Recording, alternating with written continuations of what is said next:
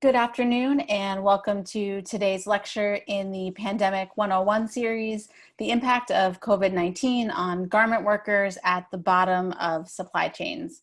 I'm Jenna Spinelli, Communication Specialist for the McCourtney Institute for Democracy in the College of the Liberal Arts, and I will be moderating today's discussion.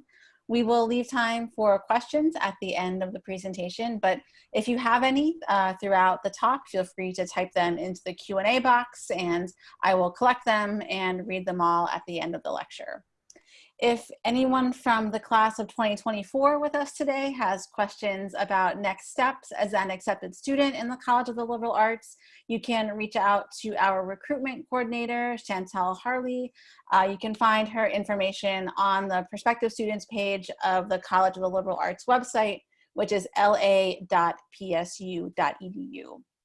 And now I'm delighted to introduce Mark Anner, who is Associate Professor of Labor and Employment Relations and Director of the Center for Global Workers' Rights.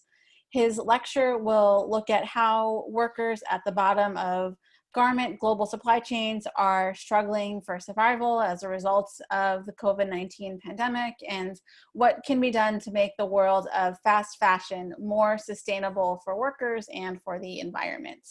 And Mark was recently interviewed on NPR about how the retail shutdown in the US as a result of the pandemic impacted garment workers in Bangladesh.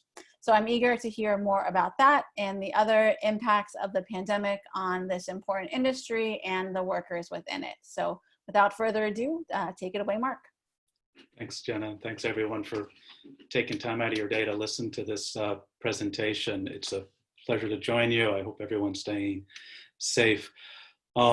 This is a topic that's very dear to my heart. I've been working on it for not just many years, many decades. I lived in Latin America for 11 years when I first became very interested in the topic of just the worker rights for garment workers. They seem to be, wherever I went, facing the most difficult situation. And that certainly has been made much worse by the COVID-19 pandemic. So I'm going to share some slides with you. I'm going to give you context. The problem that workers are facing just didn't come out of nowhere. It's based on many, many years of challenges in this sector. The COVID-19 pandemic is just the latest challenge, but I think it's the greatest challenge workers have faced with yet. So let me share my screen and pull up some PowerPoint slides, and I'll walk you through this. Let me get to the... So I think one of the things, as Jenna mentioned, that inspired this, the idea that talking to you about this is this report I did in late March. That you can find this online, I think, and the link might have been shared already with you. It's on the center website. The title of the report was Abandoned: The Impact of COVID-19 on Workers and Businesses at the Bottom of Global Garment Supply Chains. I did the first draft of it. It came out on March 28th, and I made a couple of adjustments, which I'll explain. But just to give you a little overview of what I'm going to do in the time I have today with you. First, I'm going to explain again the context. Before I get into the report and its findings, I'm going to explain why I think the garment global supply chains were already broken, the problems workers were facing in them. Then I'll go through the report and its findings, the main findings briefly. I'll talk about the impact of the report, and I think that's a positive story that I'd like to emphasize. I'd updated since the report was written. What is the current situation for garment workers, particularly in Bangladesh? And then I will finish by talking about some long-term solutions to these problems. So let's get started. The big picture, and this is, I'm very big on figures and flowcharts and different things, but this to me, in this next figure I'll put up, I put a fair amount of time into it. I'm trying to capture what I really think is going on. And this, I did this prior to the COVID-19 pandemic, the problem in supply chains. And this is how I have mapped that out. First, I think we have to understand that these supply chains exist in the context of a whole series of rules and regulations, technological changes, financial markets, and so on. So that red box at the top suggests that a lot of what happens further down the supply chain starts with rules and regulations set up by governments. People in government make decisions, and that include intergovernmental institutions, the IMF, the World Bank, as well as the US government, the EU, and so on. They decide whether financial markets should be controlled or deregulated. They decide whether there should be greater or less free trade in certain sectors. They've been very influential for the garment sector.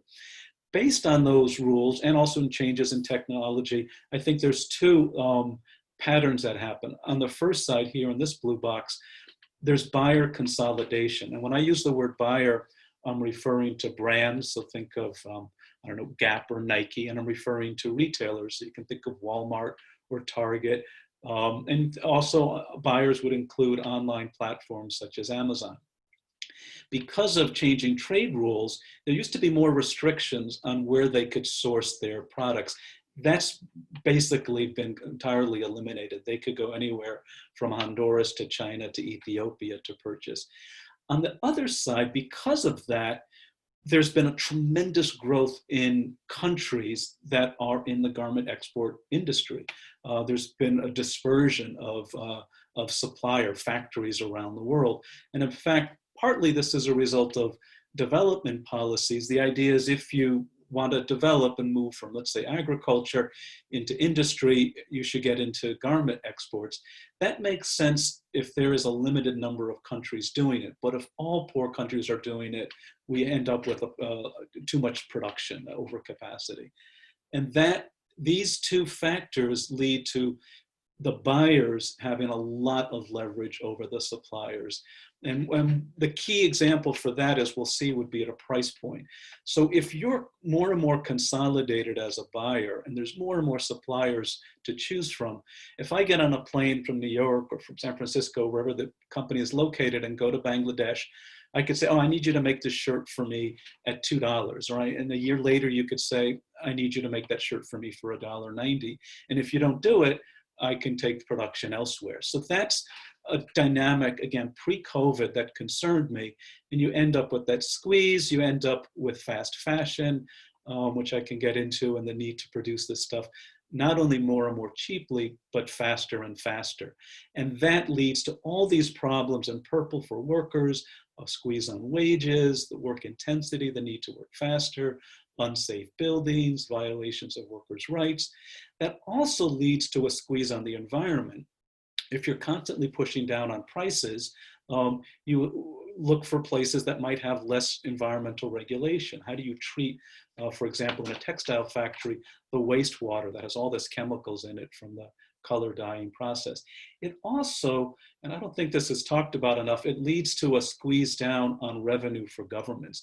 If you're shopping from India to Bangladesh to Honduras to Ethiopia to Lesotho and so on, you also can pressure local governments to charge you less and less in taxes. But that leaves less money for social protection at a time that is particularly needed, such as at a COVID-19 pandemic.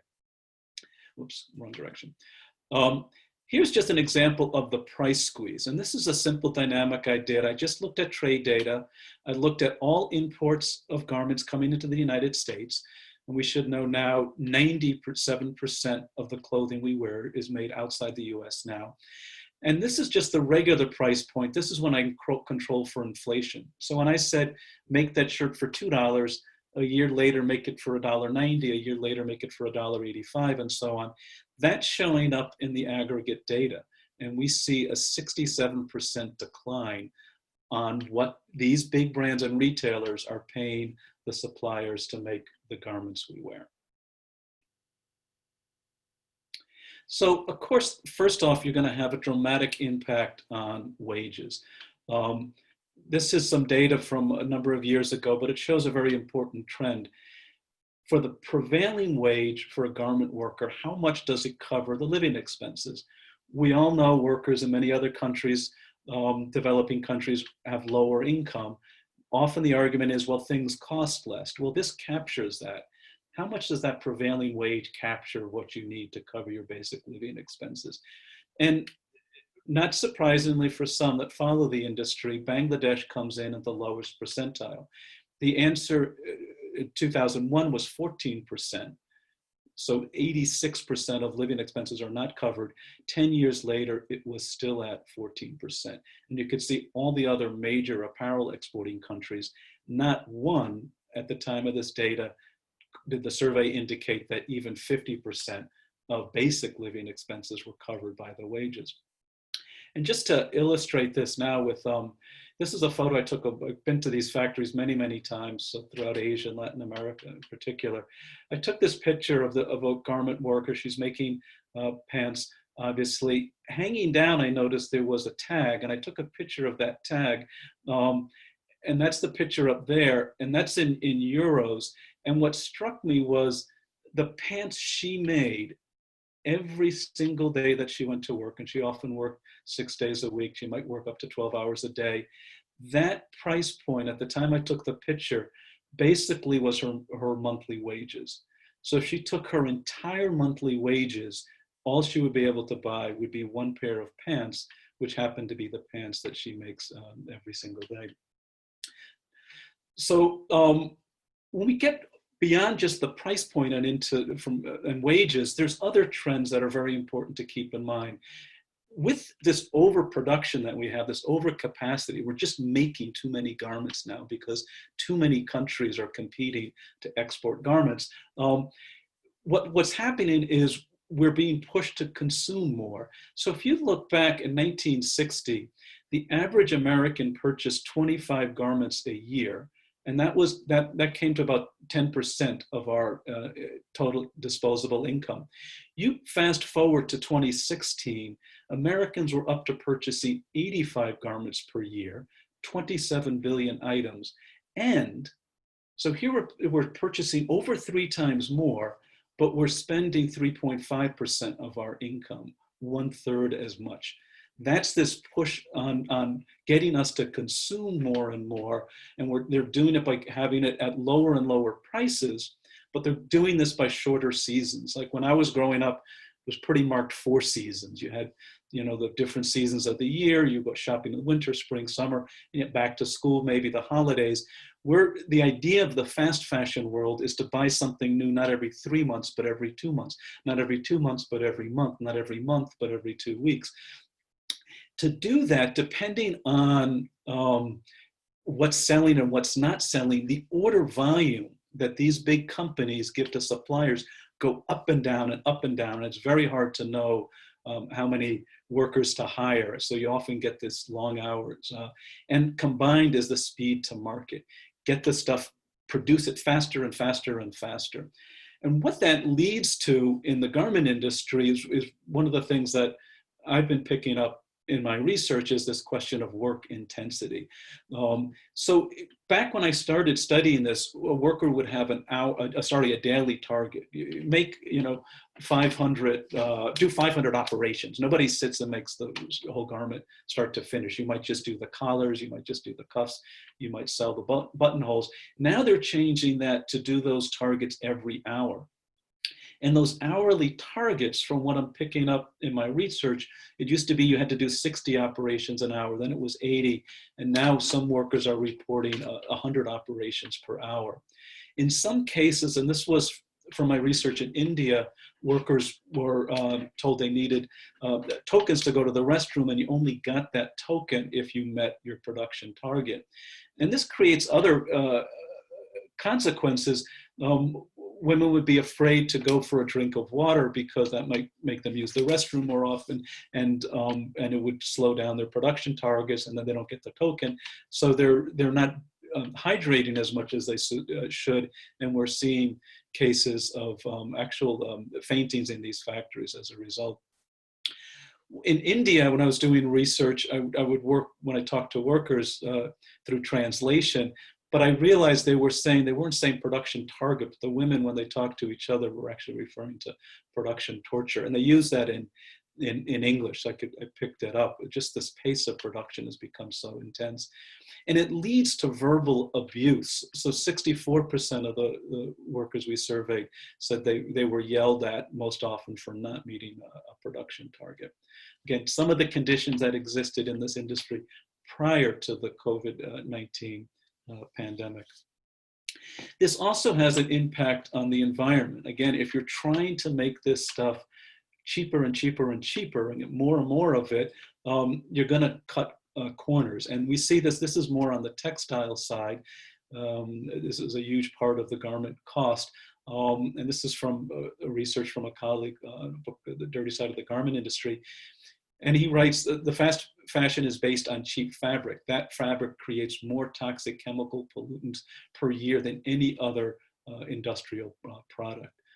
So this is an enormous part of the problem. This is some of the runoff from using all those dyes and those chemicals that fix those colors on our clothing and so on. And this comes to a head in April 2013 in the biggest industrial disaster to date, and it was in Rana Plaza in Bangladesh. And workers working these very, very long shifts, the push down on prices pushes the factory owners into unsafe buildings. And in this case, the building, there's actually a crack emerged in the wall of the building, and people ran outside, but they were pushed back in because they were told there was a fast fashion deadline that they needed to meet. And if they didn't ship the order on time, these brands and buyers, retailers would put enormous fines on them. So they had to go back inside, even though this crack had appeared in the building. Okay, so these are some of the consequences of an industry that I think of supply chains that were largely on edge. It was almost as if they were already a house of cards before the COVID-19 pandemic hit. And then COVID-19 happened. So what, with all of this that we just looked at, what is the impact and what happens next? So for the report, again, I've been studying the industry for a long time. I'm following all sorts of news. I follow a lot of different trade publications, and I start reading news reports that buyers, again, the brands and the retailers, very abruptly start using something they call the force majeure clause, an act of God clause, saying, you know, that order we asked you to make, right? The buyers in the US and Europe telling a factory owner in Bangladesh, that order we asked you to make, that order that you already purchased the fabric for, cut the fabric and started to produce it, you know what, we don't want it anymore and we're not going to pay you for it. Because these factory owners put up the money to make the product, and after it's shipped, they get paid. This was not only millions, this ended up being billions of dollars. So I was hearing these accounts, and you can imagine, this is a house of cards, and now the really big players in the top of the supply chain are just taking this a step further and saying, we're not going to pay you what we owe, in a sense, our contractual obligations, because we've had to shut our stores in the US and the EU and elsewhere. But my sense was these were sort of anecdotal accounts. This was stories that were coming out in the press, that maybe a factory owner here or there was referring to these problems. I felt there was a need to study this more systematically. So I drafted a survey. I talked to the Employers Association in Bangladesh. I asked them, they're very concerned, as can be imagined, about the issue. Could they send this out to the listserv? So I draft the survey, get it out. It was out for 3 days. I analyzed the results. I write it up, and everything, start to finish. This was done in 8 days. It was the end of March. And the entire report is only 8 pages long, but it had an impact, because I think in these sorts of issues, timing is everything. So here is just one of the findings, the delayment of payment. So the first thing that the factory owners start saying is the big brands and retailers were getting the orders, but they were paying them later and later for it. So that was a problem, but things got worse afterwards. They start canceling orders massively and very abruptly. And when I asked how did, and this is the factory owners in Bangladesh, when I asked how did that impact them, the majority said they were forced to shut down most of their operations. and 4.5%, it led to an outright closure of their factory. That's how dramatic this was. I asked, when they canceled orders, did these brands and retailers offer to pay for any of the material costs? This is mainly the fabric. 72% said no. When I asked, did they offer to pay any of the production cost? And now this is where the workers' salaries come in. That's what most of us involved in the production cost, workers sewing the garments together. 91% said the cancellations happened and there was no support to cover salaries. So this is the relationship between these big brands and the buyers. The question was then for the workers, I asked, was there any help in supporting furloughed workers, workers who were sent home temporarily, so until the orders picked up again, and 98% said there was no support for them. When I asked about severance pay, these are workers who were outright fired, that was 98%, 97% that said there was no severance pay. Now, this is what the buyers, the not getting paid, the buyers not paying the factory owners. Now I wanted to know, how did this impact workers? So for workers who were dismissed, I wanted to know how many of them actually got paid. So the buyer might say, we're not going to offer you any money. But my question here was, did the supplier have savings? Did the supplier take out a loan? Did the supplier find money to pay workers anyway? And it turns out in over 72% of the cases, workers who were temporarily dismissed were sent home with no pay whatsoever, just to wait it out until the production started again. Workers who were outright fired, and this is a very important point because there's no formal unemployment insurance to speak of. Severance pay is how you survive when you're fired, but over 80% were sent home without severance pay. So this was this is the squeeze going down from the brands and the retailers to the factory owners and now to the workers. And I want to say something about who these workers are. I mean, it's partly why I put that photo there.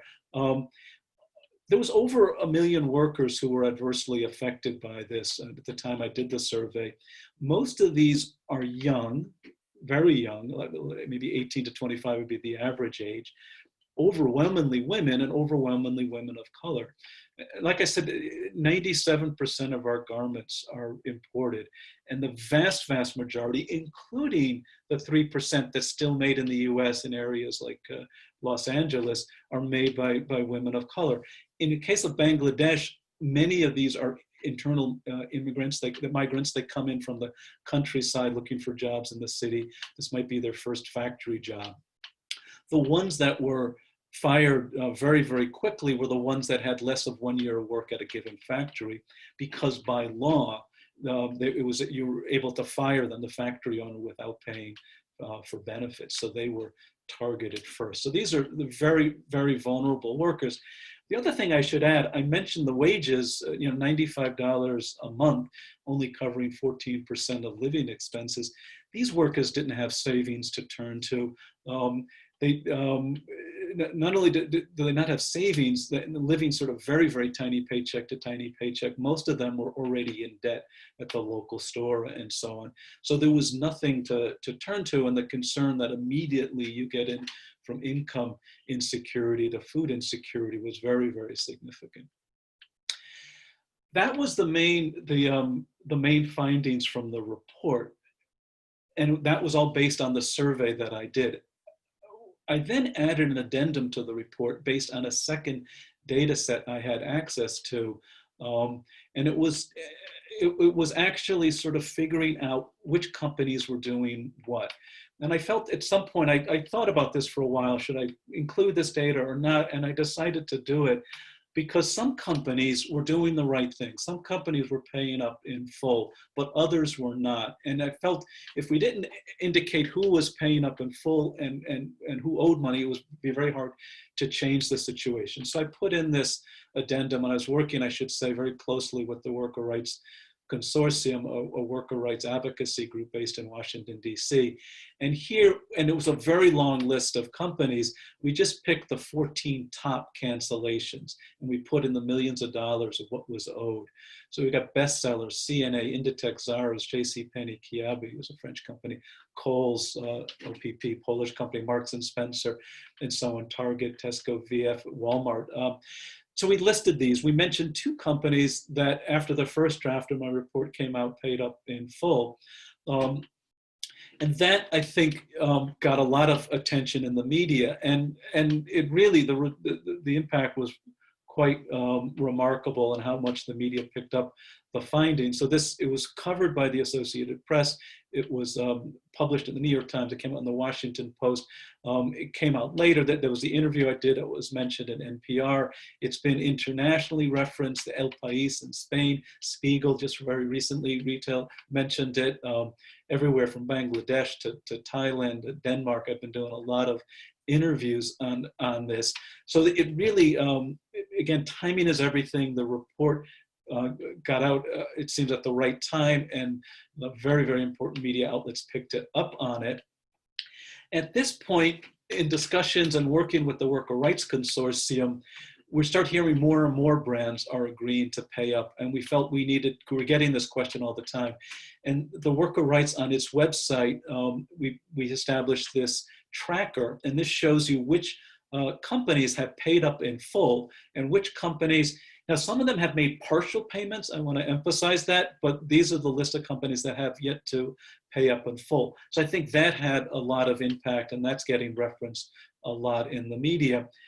Next, there were all sorts of other things happening. This is Rana Plaza. She's the president of the Garment Manufacturers Association, the Suppliers group in Bangladesh. She gave a very, very impassioned presentation on a YouTube video that got widely circulated, just saying just how devastating these abrupt cancellations were on workers and their well-being. Worker union leaders themselves in Bangladesh are speaking out constantly about the impact of workers at the bottom of the supply chain. And organizations that were already concerned about this started joining together and established a campaign called Pay Up. That's got, I think now it's listing, 52,000 signatures, and constantly putting pressure on the companies that have not paid up in full. The result of all of these efforts combined was that more and more and more companies started to pay up in full. I did the numbers a couple of weeks ago, and the amount I came up with was 600 million was being now paid of those canceled orders, and that internationally it was about $5.7 billion. I now think with recent developments, we're probably at double that. I think at least $15 billion of order value that had been canceled, that was causing these factories to shut down, causing workers to go home without pay. Now $15 billion of that is being paid. And we're tracing, and workers are getting, in most cases, the money as a result. I'm going to wrap up now. This goes beyond the report and the impact. This is the last piece I was talking about. This gets into what's going on now and the status of workers. The problem going forward is this. The pressure is being put on those brands and the retailers to pay up for orders they already had committed to, orders that were in production. In some cases, orders that were already shipped, that were actually being shipped to the ports, and they're saying, well, we don't want them anymore, or we'll take them, but we're going to impose a 30% discount on them. The problem going forward is, because so many retail stores had been shut down so long, there is now over stock. The old orders are piling up. The stores need to get rid of it. Even though stores, we're starting to see an easing of the lockdown and stores are starting to open up. Of course, we know there's not a ton of foot traffic going into the stores. Sales are still way down.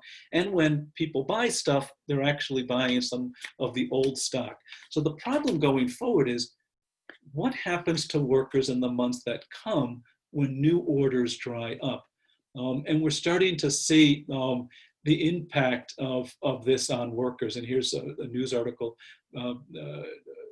protesting Bangladesh garment workers, what will save us from starvation. In the same time, there is this growing concern about the potential spread of COVID-19 in the factories. So the factories in Bangladesh, I should say, were only temporarily shut down. They were considered essential because garment production is the biggest export, and so many families, 4.1 million workers, depend on them. So the factories were open, but a lot of the companies that do monitoring of worker rights and worker safety, their auditors were not free to go about and inspect the factories. So this is an important concern. And the problem too is this is not a crisis, as we all very well know, being in the US, that just affects one segment. Something happened in the garment industry and the industry is in problems. It's a global problem affecting all aspects of work. So if a garment worker in Bangladesh has her income, let's say, the spouse might be a driver. They drive these rickshaws, any sort of public transportation, but informal sector. The spouse is out of work. So now both adults in the household don't have income to turn to. Often, in these cases, workers get by with family remittances. It's an enormous part. The more money comes in family remittances than workers get paid, garment workers get paid in wages.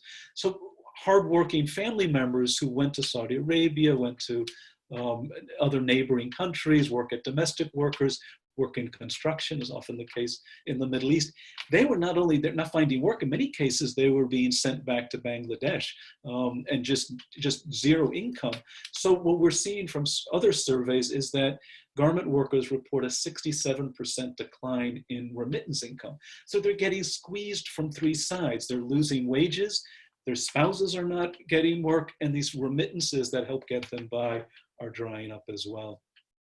And we now know 83% of workers are reported eating less than they should as a result of the crisis.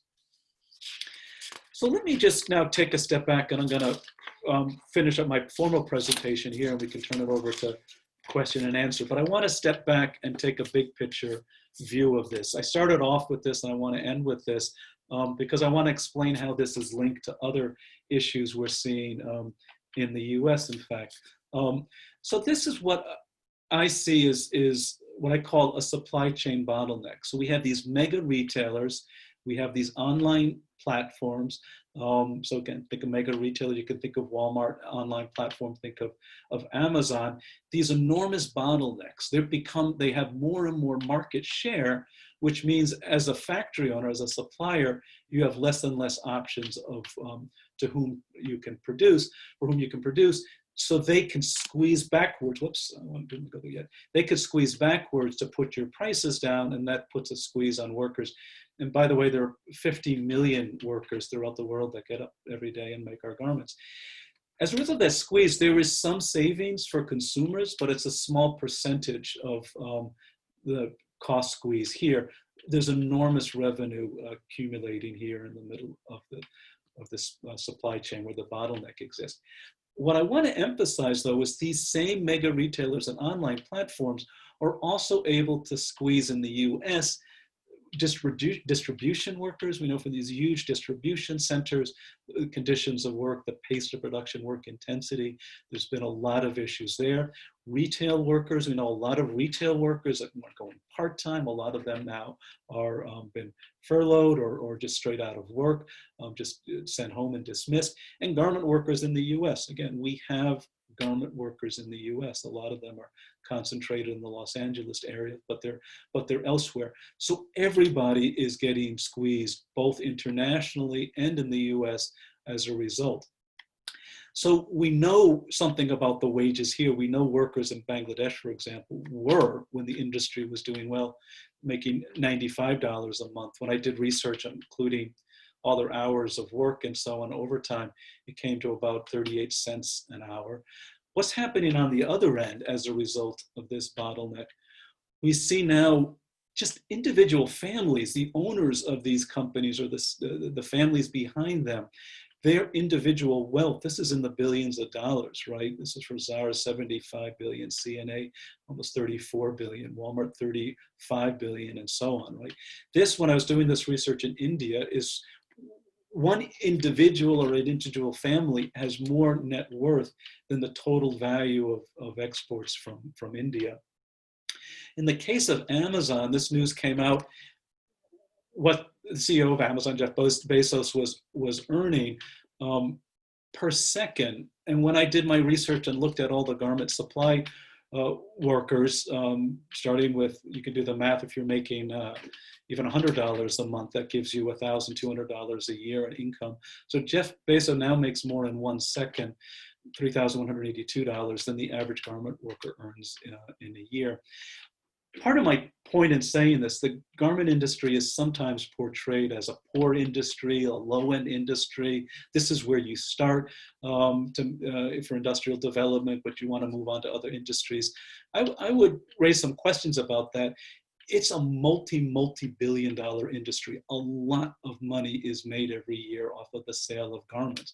The problem are these bottlenecks and how it results in a squeeze down the supply chain within the US and internationally.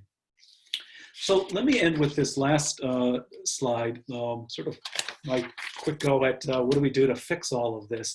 I think we have to look in the short term and in the long term.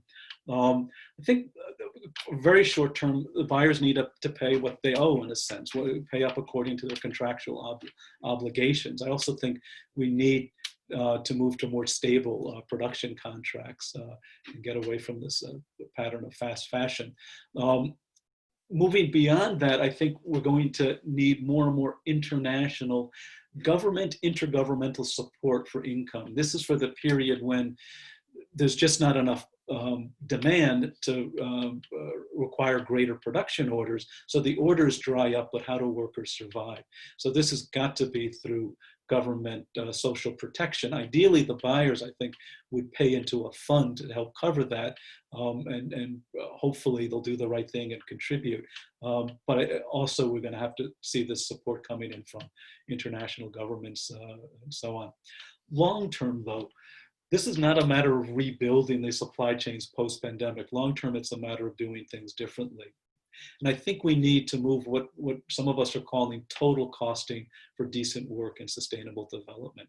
So that price point, when you go to a country as a big brand or a retailer and say, make this shirt for $2, do your math. If you make it for $2, will that $2 cover a living wage for the workers? Will it cover safe work? Will it provide some revenue for the government to have social protection, education, healthcare, and so on? Will it provide for the proper treatment of waste products, for environment, and so on? We need to get the costing right. It has to cover decent work, sustainable development, including environmental sustainability. For governments, I think there is a need for more regulation. I think we have to look at this supply chain bottleneck problem. We have to go back to questions of antitrust legislation. Have some companies gotten so big that they're able to exert exorbitant power down the supply chains and squeeze backwards? I think we have to have more balanced trade rules and more balanced development policies as well. We cannot live in a world where every single poor country is instructed to make garments and export garments. You will not achieve development. You'll actually just achieve overcapacity, and that leads to all these different problems. And I think lastly, we need to reflect on our own consumer buying habits. We cannot go from a world that goes from 35 purchases a year in garments to 85. Where do we go next? 100, 120? It's not sustainable. I think we need to look for other patterns and practices of consuming for more stable production that also ensures protection of our environment. So with that, I'll end there. Thank you very much. Great. Thank you, Mark. Very, very informative. Lots to chew on there and to follow up on. We've already had some great questions coming in. So first up, just maybe perhaps a point of clarification. One of your early slides showed the percentage of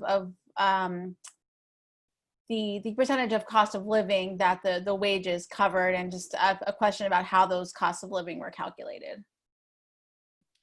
There's the research on that is getting more and more sophisticated. So people actually look at caloric intake. What do you need for basic nutrition? And they go straight to the marketplace and say, and what's the diet for that country? What do you eat? A lot of meat or not, or fish? Is it rice, lentils, dal? Countries like India, and then what's the average rent cost? What are other basic shoes and clothing for children and so on? So it's pretty sophisticated, detailed research now, and that's how that's done. Great. And then another kind of clarification question, how much of clothing sales are taking place online, and how has that increased or otherwise changed over the past few years? That's a great question, and I'm going to hold off. I'll have to get back to the answer because I don't want to misspeak. It's not a huge amount big picture, but it's growing very, very quickly, and it's certainly grown during the pandemic for obvious reasons. In fact, everything I said about these power imbalances and the mega retailers and the online platforms is the immediate outcome is that's going to be exacerbated because those companies are actually turning a very good profit right now. And anyone that picks up the newspaper can see JCPenney in crisis, Sears going in and out of bankruptcy, Macy's in crisis, all these different retail outlets, traditional brick and mortar stores closing down. So you're going to see more of those companies going into bankruptcy and the big ones really consolidating. And online sales, I think, will continue to grow. Yeah, I mean, what about, so there's also, I think some increasing trend toward like clothing rental services. I know Amazon has one. There's companies like Rent the Runway where you're not really buying the clothes, you're just kind of borrowing them for a little bit. Does that have any impact here in terms of making the situation better or worse? No, I think, well, I like the first time I heard about it, I thought, wow, this is great. This is a new way to move this forward. Let's, I think back in the day, you go to a big event or something and you rent a tuxedo or something. And so there's a pattern for that. Can we make that more a wider practice? It's growing quickly. Again, I think it's still marginal overall. One thing, it's presented as a question of sustainability and the environment. We can't just keep overproducing. I do have to, though, flag one potential issue. If our main concern is about the environment, the shipping, right? So we say we're not going to have more stuff made, and then we'll use the same clothing. It'll be, dry cleaned and everything else and shipped. But if we're doing this through Amazon Prime and we want this overnight and we wear it for a weekend wedding or event, and then we ship it Amazon Prime back again, there's an environmental impact there. So I think we have to figure out how to get that right. So we really have the desired results. We don't just shift from, pollutants in Bangladesh to more air freight going back and forth. Sure. So you mentioned JCPenney earlier and several other companies that are in bankruptcy or heading toward bankruptcy. Question here about if there's an opportunity to have as a condition of the bankruptcy process that companies be forced into due diligence to pay suppliers and then trickling down to workers for those orders. Excellent question. Excellent question. I think this is the right thing, and I should have emphasized this earlier. So I really appreciate this question. Absolutely, I agree. This is what should happen. Will it happen is another question. And this is the right thinking. I would take it a step further. So even not just bankruptcy, bailout money. So I keep asking questions, and I'm doing, again, interviews in the US, but around the world. And I was talking to even someone in Denmark, they're looking at bestseller there. These companies are getting millions and millions of dollars of bailout money. They're saying we're in crisis. We're small, we're medium-sized, we're large. How do we get this? Or how do we access low-interest loans? And my question to them is, are you obligated to take care of your workers within your country, so the retail workers in your country, but also those workers, as I keep saying, at the very bottom of supply chains, young women of color, migrant workers at the very bottom who are the most vulnerable? I think there should be conditionality, again, for these bankruptcy packets, but conditionality for all bailout money. You just have to pay up on your obligations. You cannot cut and run pushing workers potentially into just their very livelihood and well-being is at stake, and then cash in on millions of dollars in bailout money. So I think it's a great question. It's been raised before. Unfortunately, so far there hasn't been, with the U.S. or elsewhere, at the supply chain level, a commitment to do that. But I think we need to keep raising this point. Yeah, and it seems like maybe there might also be a lobbying interest working against that type of thing in terms of when the stimulus and other funding packages are coming through Congress. Is that right? There's all this sort of pressure. I mean, these are all political battles as well. You know, one of the issues, and this it concerns me a lot. A big part of what's going on is through this financialization and these publicly traded companies and the pressure. Everybody, we watch the stock market. A lot of us do, mainly because those of us who are older, most of our retirement money is there, so we're watching it. And what I've learned is some of these big companies who haven't paid up in full are trying to keep cash on hand to make it look good for investors. And this is something I think we also have to look, or they're doing buybacks and things like that. Pay up your obligations first. Take care of those worker liabilities first and your broader liabilities. You can't just do the worker liabilities, which might be 10% of cost because the factory will shut down and workers won't have jobs to return to. But pay up your liabilities and then worry about the other factors later.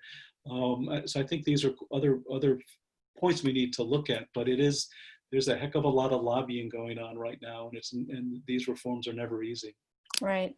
And speaking of reforms, what is the environment like in Bangladesh as far as reforms go? Is there any action in the government there, or how are workers mobilizing and all to try to push for some of these reforms, perhaps using COVID as an opportunity to make some broader changes? I think right now, to be honest, this is my sense, and maybe I'm wrong on this. I think right now it's still crisis mode. So people are figuring out how to survive, and workers don't know too. Is the factory going to shut down soon? Is it shut down? Will it reopen soon? Or do I go back to my village and sort of seek refuge in my village until the crisis passes? The government is and employers are very concerned about growing social unrest, and that's also happening. The government came in with a bailout packet of its own of $570 million for garment workers. It was just earmarked for garment workers. That's a lot of money, but when you take into considerations 4.1 million garment workers, that'll get you by for a month and a half. So they're really just trying to figure out, making sure there's not massive starvation, to put it like that. This is what they're facing. The protests are growing. At the same time, of course, we've got the COVID pandemic caused all the order cancellation, contributed to it. It wasn't the policy I think these buyers should have done, but it's also in Bangladesh and it's growing like it is elsewhere. So now you've got this tension between the need to produce, to have work and so on, and not wanting the virus to spread in the country and inside workplaces. And that's a big challenge. People are very jammed in their living quarters. When they go to work, they're jammed into small buses and they go back and forth to work, and they have to get inside the factories and get back out again. So I think that's, to be honest, the focus right now. But I think going forward, there will be a very serious discussion. There's some interesting developments, though, in the case of Bangladesh. They're taking stronger and more vocal positions than I've ever seen before to brands and to retailers. So at one point, a group of 6 major countries, including Bangladesh, India, China, Vietnam, Myanmar, put out a very strong letter saying the brands and retailers, you need to pay up in full for what you owe. Bangladesh, in one case, for one company that owes a lot, says if you don't pay up in full, and the word they use is actually, we will blacklist you. We will not let you come back to the country after the crisis is over. So they're exerting leverage in a way I haven't seen them done before, but I think it's a reflection of the times. Things are really, really getting desperate, and there is this pushback. But going forward, I think we have to look at the rules and regulations that allowed this situation to occur. Again, though, my main point is those rules and regulations start at a often outside these supplier countries. They start with the very, very big countries that have influence over world trade rules and international financial monetary fund rules and dynamics and so on. And so for the garment workers, I mean, what employment opportunities do they have, if any, outside of the garment industry? I mean, how you might have mentioned this in your presentation. I apologize if I missed it, but what percentage of the overall jobs in Bangladesh does the garment industry account for, and how much opportunity is there for workers who might choose or be forced to seek employment elsewhere? That's a great question too, and this is the problem. It's the crisis is everywhere. It's not something like something happened. The economy is doing really, really well, but something happened in the garment industry, and those jobs are in crisis. All the jobs are in crisis.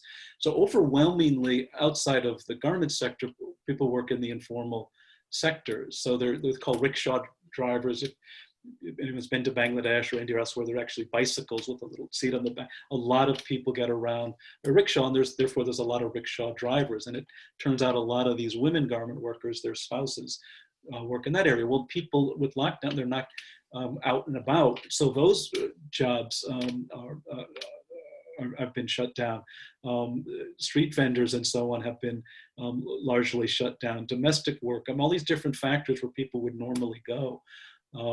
Those jobs just aren't there. And like I also mentioned, then usually all else fails, you survive through family remittances. You have a family, someone, a sister, an uncle, somebody, a cousin who lives elsewhere and is working, and usually works two jobs, as we know in many of these cases, one to survive and then one to help family back home. The problem is those jobs, a lot of those workers are in hospitality, domestic workers, construction. A lot of those jobs are dried up. So they're really getting squeezed from three different angles.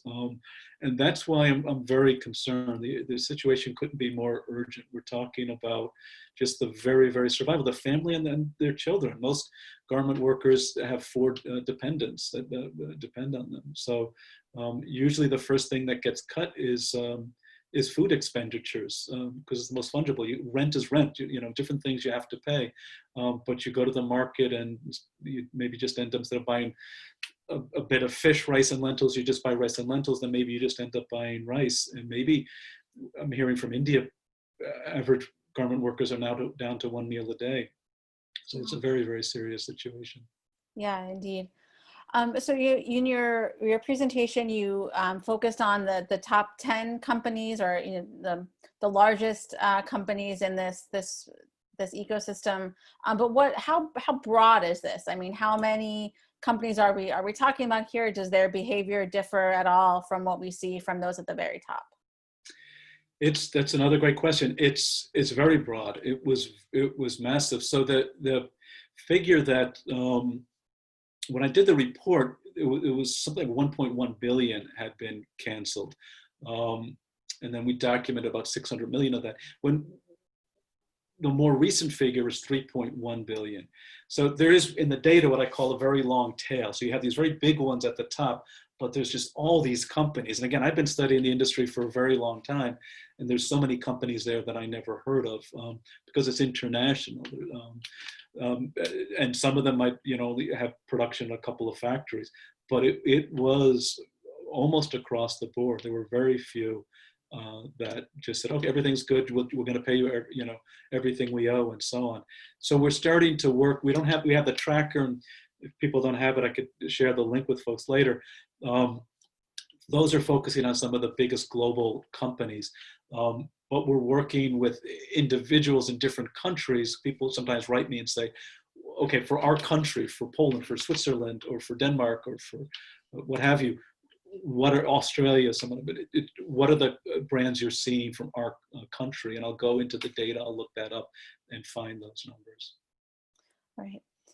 There's a question here about home-based garment work. Can you talk more about what that looks like, how it figures in here, and are those workers receiving any type of compensation? That's a great question as well. So first, what it looks like. Often, this is again part of the squeeze. The squeeze goes down again from these big brands and retailers onto the factories. Then it's squeezing, even go from the big factories in Bangladesh to much smaller local outsourced factories that might be in the shadows.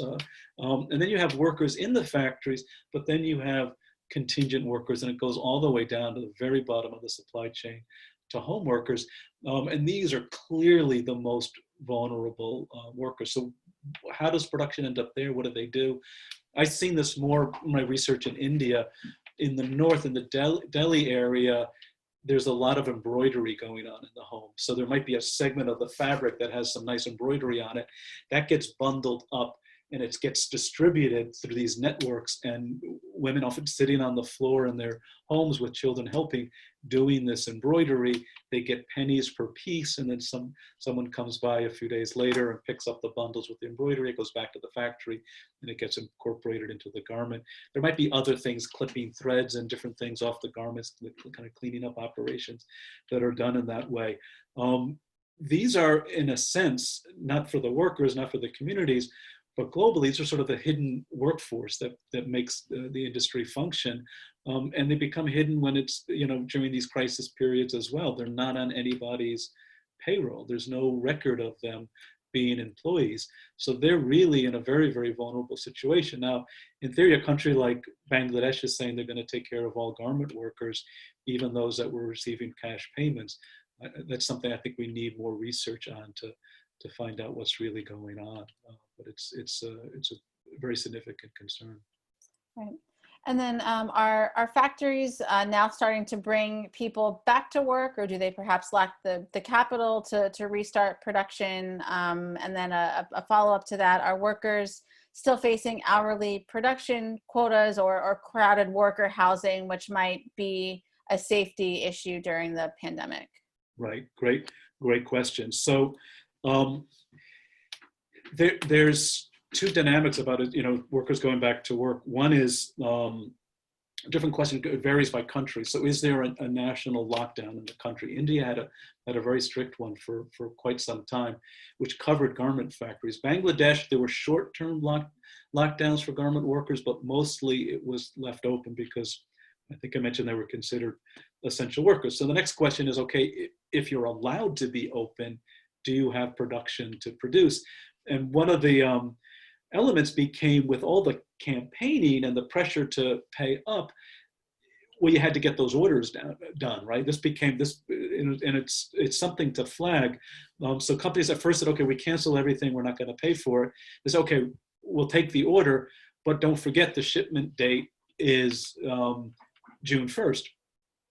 So the problem then becomes, for those brands and retailers that say that, and the call there would be, okay, you need to allow some flexibility with the shipment date to allow for protective measures. If you do social distancing in a factory, just from what I could see, to do it properly, you probably need to sit workers every other sewing machine.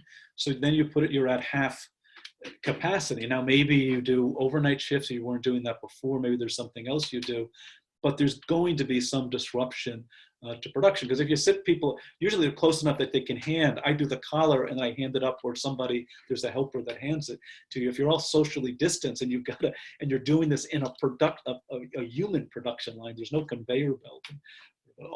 It's people handing things to somebody else. There's just so many measures you have to take into consideration. But the point there is work for those orders that had been placed and need to be shipped.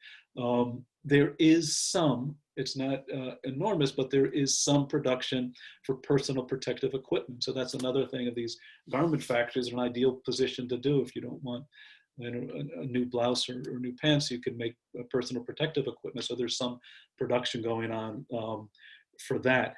I think roughly in Bangladesh, it was probably over the last 2 months, about half capacity between lockdown time and work time. With the production quotas, that's not something I had a chance to research. This is all developing so quickly. My sense would be those standards haven't been relaxed. I assume that's people, once they're in the factories, are asked to work at the same intense pace of production as before. But the safety issue is an enormous one. And again, the safety issue is not just once you get inside the factory, are you at a proper social distances? Did you have social distancing in transportation, right? Did you have social distancing when you go back to your communities where you live? I've been in workers' quarters, and with those wages, when you're talking 38 cents an hour, there are like these tenement buildings where entire families live in one room. and you go down the hallway and there's all these families in these rooms, and the end of the hallway there's one toilet facility for 12 families, right? So how you do social distancing and everything else in that context in the communities, I don't know. So the problem is really pretty serious. Right. Two more questions here for you as we wrap up. To that point of, safety and disruption, we're seeing some moves in other industries and sectors toward automating some of this work and moving it away from humans. Is that on the table at all here, either in the factories or maybe companies considering other options beyond the garment workers themselves? Right. That's another excellent question. It's been in discussion for quite some time in the garment industry. And interestingly, I'm not the technical expert on this, the best I understand, for many products, there's actually a way to automate production. So it's not necessarily a question of the technology. The issue is the price point. So if you can pay 38 cents an hour for workers to make this, and you have this really fancy machine, and it's not easy technology because of fast fashion. The pliant nature of cloth, constantly changing fashion. I finally got the shirt that I wanted done a certain way, and I tweak my machine to push a button and get that shirt, and all of a sudden the style changes and I have to do it differently. So the price point isn't quite there. So, but that could be a push to do more automation. I see automation more around the edges, in the textile side, in the ports, in shipping, in containers, and so on. And you still have mainly this kind of a woman sitting behind a sewing machine, like 150 years ago, making our garments. The other thing that could happen, though, is questions of, is there nearshoring or onshoring? Instead of making it in Bangladesh, does more of it move to Mexico to get it in quickly? Does some of it increase in Los Angeles area? Those are other questions, and we just have to follow that to see what happens. Sure. And then last question. So you talked about how consumers can vote with their wallets in some respects in terms of changing consumption habits.